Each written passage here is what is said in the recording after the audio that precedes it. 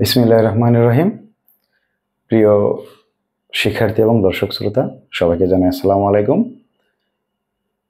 আপনাদের সাথে আছি আমি মোহাম্মদ শাকিল মিয়া। আজকে আমরা অষ্টম শ্রেণীর 2.1-এর মুনাফা অধ্যায়ের 9 নং প্রশ্নটি নিয়ে আলোচনা করব। আপনারা আমার পেছনে হোয়াইট বোর্ডে প্রশ্নটি দেখতে পাচ্ছেন। প্রশ্নটি হচ্ছে, রিয়াদ সাহেব কিছু টাকা ব্যাংকে জমা রেখে 4 বছর পর 4,760 টাকা মুনাফা পান। ব্যাংকের বার্ষিক মুনাফার হার 8.50 টাকা হলে তিনি ব্যাংকে কত টাকা জমা রেখেছিলেন তা আমাদের বের করতে হবে। তাহলে আমরা এই প্রশ্নগুলো সমাধান করার জন্য আমরা প্রথমেই কিন্তু আমরা খেয়াল করি আমাদের প্রশ্নে কি কি দেওয়া আছে, তারপরে আমাদের কি বের করতে হবে সে অনুসারে আমরা সূত্র প্রদান করতে পারি। তাহলে আমাদের কি দেওয়া আছে এখানে? আমরা এখানে দেখতে পাচ্ছি আমাদের সময় দেওয়া আছে 4 বছর, 4,760 টাকা মুনাফা পান, তাহলে এটা মুনাফা দেওয়া আছে। তারপরে 8.50 টাকা মুনাফার হার এটা দেওয়া আছে। কত টাকা ব্যাংকে জমা রেখেছিলেন এটা বের করতে হবে, তাহলে মূলধন বের করতে হবে। তো প্রথমে আমাদের দেওয়া আছে যে অংশগুলো আছে আমরা এই অংশগুলো লিখে ফেলি। আমাদের কি আছে? দেওয়া আছে। প্রথমে লিখবো দেওয়া আছে। কি দেওয়া আছে? সময়। সময় n সমান 4 বছর, এটা দেওয়া আছে। তারপর দেওয়া আছে মুনাফা। মুনাফা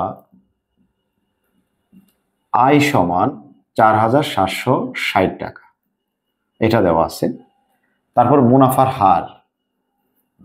মুনাফার হার আর সমান কত দেওয়া আছে? 8.50। অবশ্যই এখানে কি দিতে হবে? পার্সেন্ট দিতে হবে, কারণ এখানে শতকরা বার্ষিক মুনাফার হার বলা আছে, তাহলে পার্সেন্ট দিতে হবে। তাহলে তাকে যদি আমরা 100 দ্বারা ভাগ করি তাহলে কি পাই? পার্সেন্ট ভেঙে যাবে, তাহলে হবে 0.085, এটা পাই আমরা। ঠিক আছে। তারপরে কি কি বলছে? ব্যাংকে কত টাকা জমা রেখেছিলেন, তাহলে আসল। আসল পি সমান সমান হোয়াট। তাহলে আমরা এই তথ্যগুলো দ্বারা কি লিখতে পারি? আমরা লিখতে পারি আমরা জানি পি সমান সমান আই বাই আর এন। এটা কিন্তু সূত্র আমাদের, এটা হচ্ছে মূলধন বের করার সূত্র। তাহলে আমরা আয়ের মান কত পাই? 4,760, আর আর এর মান হচ্ছে 0.085, আর এন এর মান কত? 4 বছর। এ হচ্ছে আমাদের অংশ। তাহলে আমরা প্রথমে কি করব? নিচের অংশটা গুণ করে ফেলব। তাহলে নিচের অংশ যদি আমরা গুণ করি তাহলে কি পাই? 0.85 ইন্টু 4, তাহলে পাই আমরা 0.34। আমরা লিখতে পারি 0.34, উপর হচ্ছে 4,760, এবং 4,760কে 0.34 দ্বারা ভাগ করবো আমরা। 4,760 ভাগ 0.34, আমাদের হবে কত? রেজাল্টে হবে 14,000। ভাগফল হচ্ছে 14,000, 14,000 টাকা। এটাই কিন্তু আমাদের উত্তর। তো প্রিয় শিক্ষার্থীরা, আমি কিন্তু এই প্রথম থেকে অঙ্কগুলো যে করেছি আমি কিন্তু একটা নিয়ম অনুসরণ করতেছি, তা হচ্ছে কি, আমাদের প্রশ্নের মধ্যে যে যে মানগুলো দেওয়া আছে তা আমাদের প্রথমে লিখে ফেলতে হবে, এবং যে মানটি বের করতে বলছে সেই অনুযায়ী সূত্র লিখতে হবে।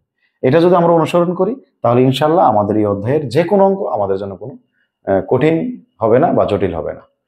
তাহলে আশা করি আমার প্রিয় শিক্ষার্থীরা খুব সহজেই আজকের এই ভিডিও লেসনটি আমরা সুন্দরভাবে বুঝতে পেরেছি। স্যারের প্রত্যেকটি ভিডিও যদি ইউটিউব থেকে আপনারা দেখেন তাহলে আমার চ্যানেলটি সাবস্ক্রাইব করে নেন, আর যদি ফেসবুক থেকে দেখেন তাহলে অবশ্যই আমার যে ফেসবুক আইডি এবং পেজটি আছে আপনারা লাইক এবং শেয়ার করে রাখতে পারেন। আপনাদের মূল্যবান সময় দিয়ে ভিডিওটি দেখার জন্য অসংখ্য ধন্যবাদ। দেখা হবে পরবর্তী কোনো ভিডিওতে ইনশাআল্লাহ। আল্লাহ হাফেজ।